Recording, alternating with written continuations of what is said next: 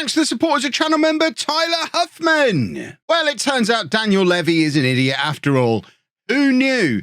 After joining the club in December, turning around the rotten form that looked like Spurs were going to get relegated, spending £250 million in January on fantastic young players, whilst also clearing out a lot of the rot and getting, I'd say, 3/4 of the way through my rebuild, getting to a Champions League quarter-final where, after the first leg, we're in the lead and being just outside the European qualification places in the league. Apparently, if I lose my next match, I'm going to get sacked.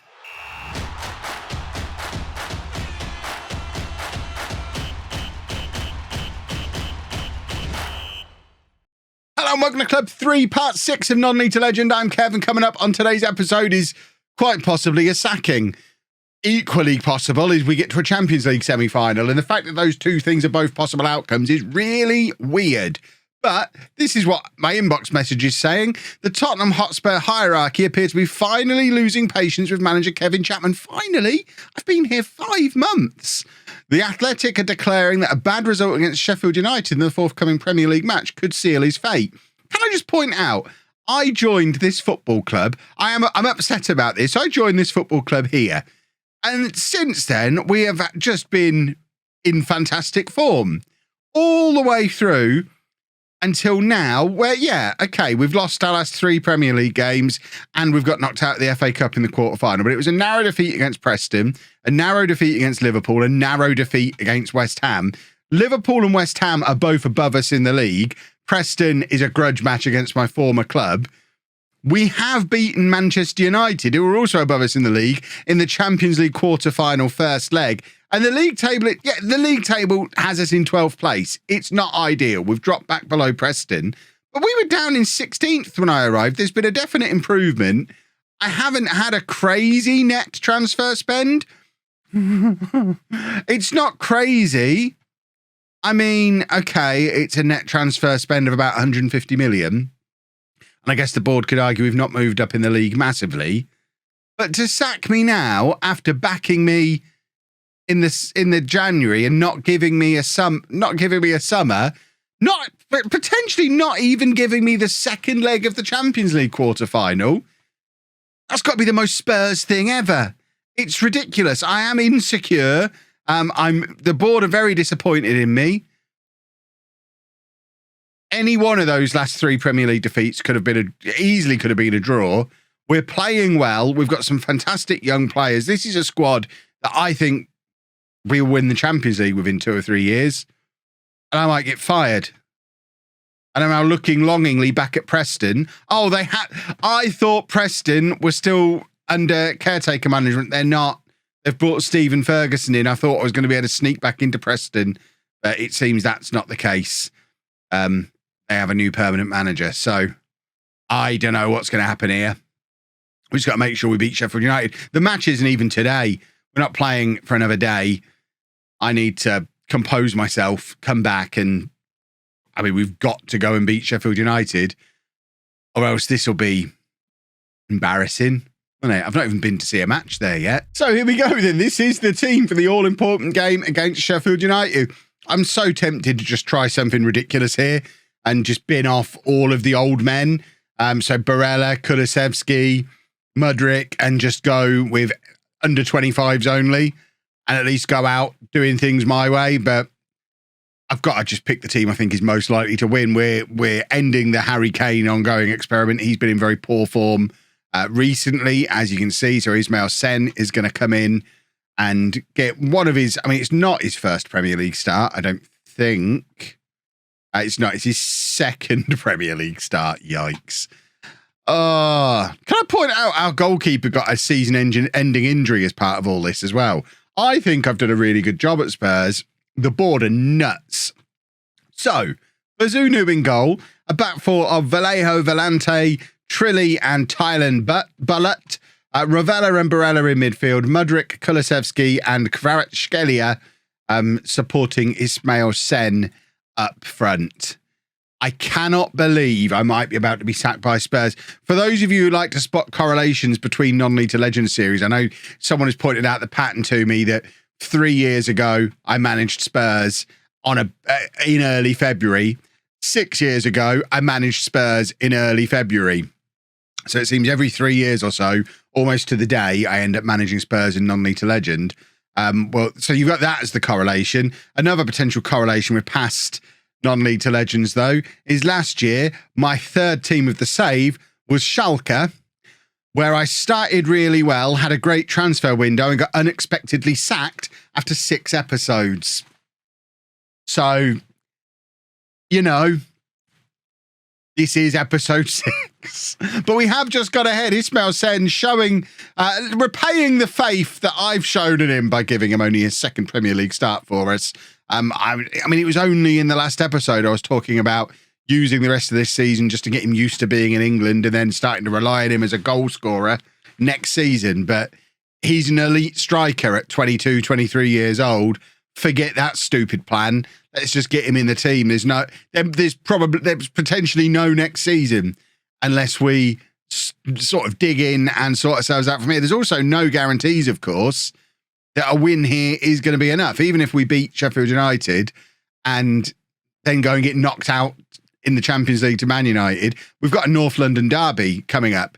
That was the plan for today's episode. I was going to show you the second match against Manchester United in the North London derby. I haven't managed a North London derby since I've been here. But, yeah, we might not make it that far. Getting that message in the inbox kind of made it a little bit important that I showed you this one, because there'd be nothing worse for a YouTube series than getting sacked off camera. So, ideally, I'm not going to get sacked at all. That's the plan. We're still 1-0 up, half an hour in. I mean, European qualification is looking like a stretch regardless. We've only got 5 games remaining. The teams we're chasing have all got games in hand. There's every chance. I mean, there's the possibility we win every game for the rest of the season and I still get fired because we don't qualify for Europe, and they've made it very clear that's essential, and they're not willing to cut me any slack despite overperforming in the circumstances in the Champions League, which apparently counts for nothing. Oh, I'm very upset by that. I think I've hidden it well over the years. This might come as a little bit of a shock to some of you. I'm not overly fond of Spurs anyway, but I think if they fire me after 6 matches when I think I've done a cracking job, I'll get cross.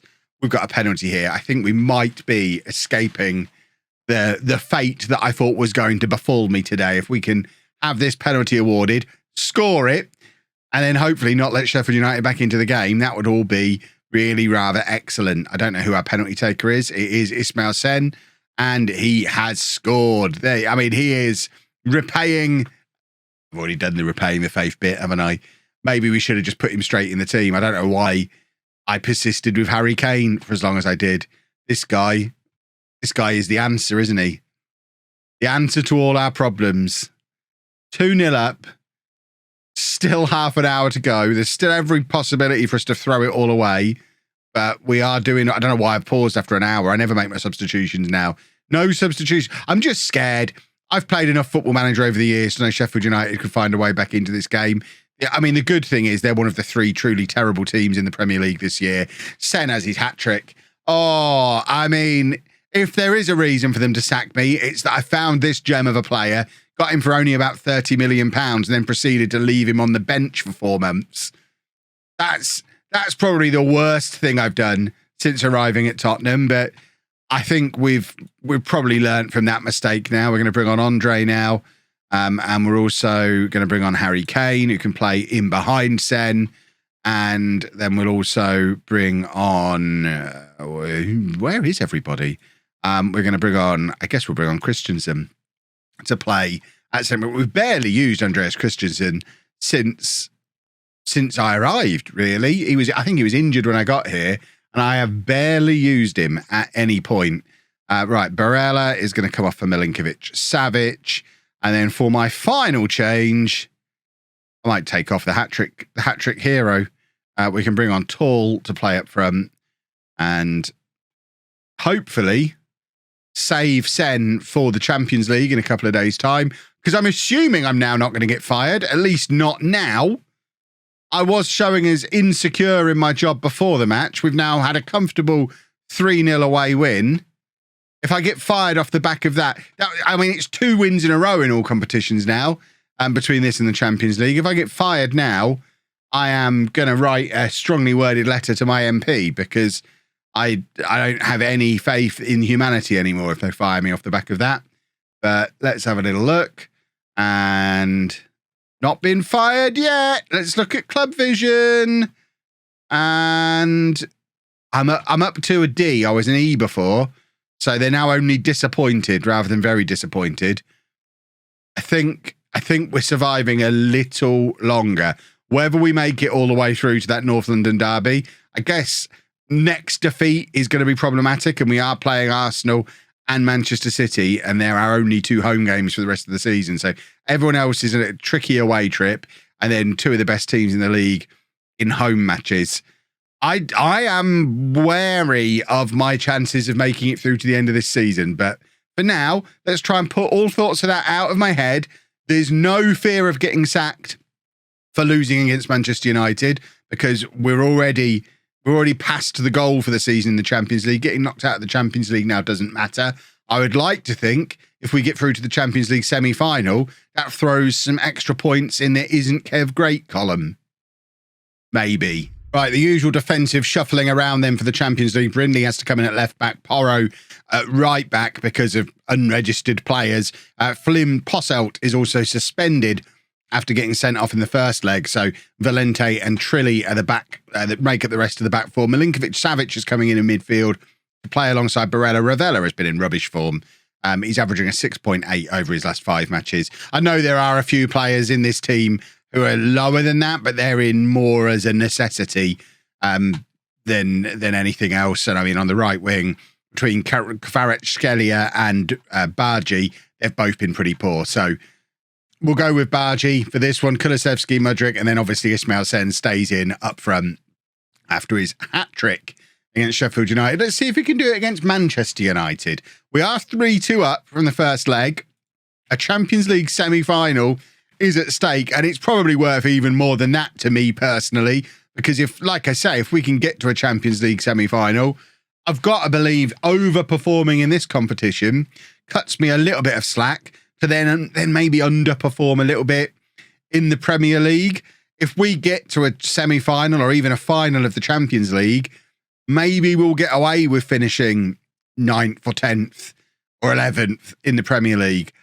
It seems like we're not going to get away with it ordinarily. So we need to pull something off, and I think a good Champions League run is our best chance. I mean, to be honest, based on how the Premier League table is looking at the moment, our best chance of playing in Europe again next year is to win the Champions League, which is a tall order, but I guess if we can beat Manchester United, we can do anything, can't we?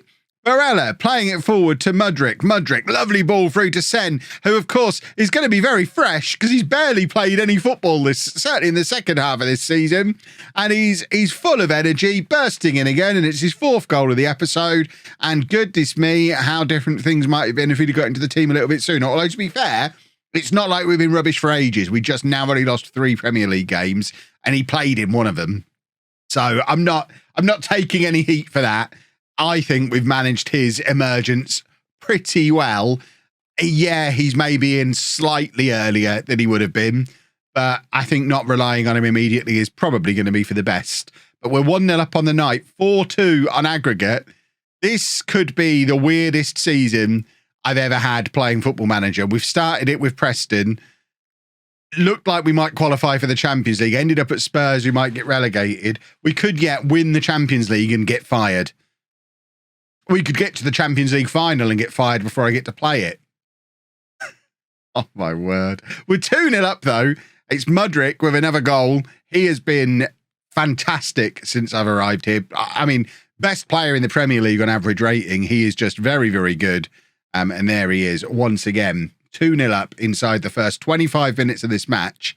And Manchester United must be pretty confused about what's going on, because they'll look at that Premier League table and look at the rumours of Spurs inexplicably wanting to sack me already, and probably they'll be questioning a few things. But at the moment, they have got an absolute mountain to climb in this second half, and we have got a Champions League semi-final on the horizon that it would definitely be the earliest in a non-league to legend we've ever made it this deep in a European competition. But like I said before, it's absolutely insane that we are equally as likely to get fired before we get to play it. It's so... Spurs are so weird. Why have you got to be like this, Spurs? Just, I'm doing well. Just let me keep the job. Goodness me, you've got 3 years of £5 million a year to pay off if you do sack me, you silly gooses. Sen is in again. Can he grab his fifth for the episode? He can't. It's straight at the goalkeeper. We've won a corner. And now we do have another opportunity to try and grab that third goal. I think if we score again, it puts the tie beyond doubt and we're in the semi-final, which is an absolutely bonkers sentence to say. Again, taking every other piece of context into account. We didn't score, though. It remains 2-0, 5-2 on aggregate. And United are starting to make some very early substitutions as they try and throw some men forward and drag themselves back into this game. We're not letting them back in. Our name is on the trophy this year. It would be the most ridiculous thing ever if I could win a Champions League in the same season as getting sacked. That would be a thing you've not seen on YouTube before. Of that, I am fairly confident. Right, Ravella is going to come on. We've also brought Kvaratskhelia on. And I think we're also going to bring on Hernandez as well in midfield. Just to keep the energy up in these areas where we need lots of energy. United have moved Zinchenko into central midfield. And that's the first time I've noticed they had Zinchenko, which makes me a little bit sad seeing him play for Manchester United. They've also got Cody Gakpo, who is trying to make something happen on our right-hand side. It's a ball forward that's causing problems in our penalty area, but Trilly scrambles it clear off of the goal line. It's with Porro, and now we're trying to just move the ball nicely back out of our half again. That was a big, big chance for Manchester United that I think if they were going to get back in the tie, they needed to score right there. Or they'd argue if they grabbed one now, they're going to have a very interesting final 15 minutes of the match. They are just camped out on the edge of our penalty area, and now they've hit it wide. They're getting the chances, and they're not capitalising on them. It feels like this is our evening. This, I would like to point out as well, would be 3 consecutive wins in all competitions. There can't be talk of firing me. It makes no sense. Brindley's shattered. We're going to bring Christensen on again. Kulusevski is also tiring, so Ameth Tall is going to come on again. And we've just got 10 minutes. And I've realised I've not brought Harry Kane on in a massive match like this. That feels like an end of an era moment. Deliberately not using Harry Kane at any point in the 90 minutes for one of the bigger matches in the history of Tottenham Hotspur. And we've just left him on the bench.